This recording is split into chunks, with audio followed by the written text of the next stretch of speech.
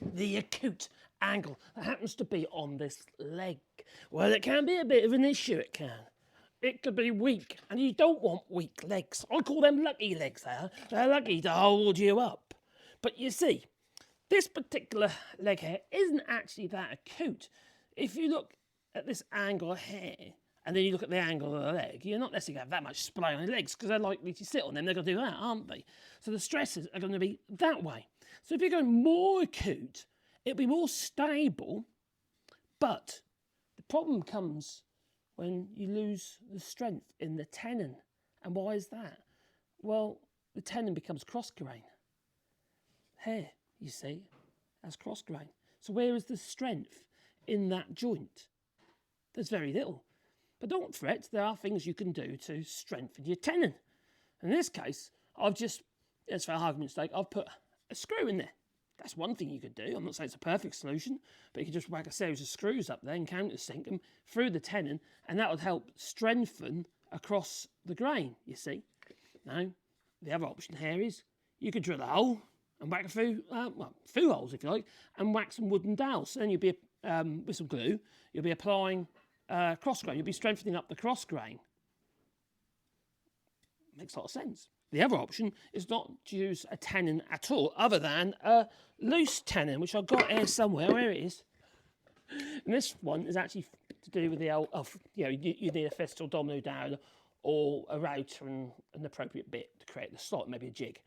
So that's another way you can do it. Because if you've got a loose tenon in there, so it's travelling across there, like so, maybe 2, 3, or however many you want, the grain is going in the right direction, which makes perfect sense again. Now, the more acute you go, the bigger the problem. So that's how I would solve this issue of an acute tenon. And if you've got like a haunch here that's cut out, you've got a piece cut out here, what have you, as well, you're even removing even more material. And I know what some of you are going to say, well, why don't you just wedge it? You know, put a little slit in there and a little wedge and so make it tighter in the mortise. You can't really do that because the grain's going the wrong way again, because it's cross grain again. You know, all you'll do is split the tenon in the wrong direction. It'll split it along there and maybe not knock the lump off the corner or something like that, instead of actually spreading the tenon to grip inside the mortise. You can't actually do that. So these are just three options that I've come up with here. One is to whack a load of dowels in, so you apply some longitudinal strength across the grain, or a series of screws even. Now I do this when I do make my wooden D handles, like grab handles. I put some screws through because I know they've got the cross grain there and it's weak. So I do it from behind. So you'll see it, from behind, and then it strengthens up the D handle where it's likely to break. And that's kind of the same thing what we're trying to do here. So you could do that. You could put 1, 2, 3, in that one you could probably get away with four screws in there, which certainly would help. Or 4 dowels, 5 dowels, or whatever, that would help as well. So you've got to make sure the dowels travel past and into the main stock of the wood, ideally, because obviously that'll strengthen it up. But also you've got to remember you don't want to go too deep at this point, because obviously a breakthrough here, because obviously the angle of the leg.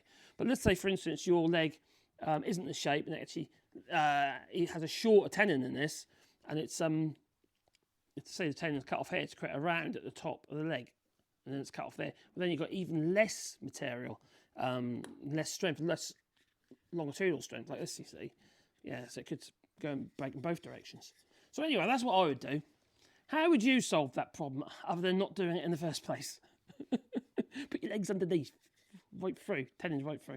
At least the grain's go in the right direction. But, it's a design thing, isn't it, you see? Anyway, what do you reckon? Please leave it in the comments down below, but please boot the old like button and maybe subscribe to the channel, a little bell icon, and you get one video in your pocket every time I upload another video. And I hope you like my videos. If you do, please share. Well, time for me to go. So I'll say toodaloo, Toodaloo.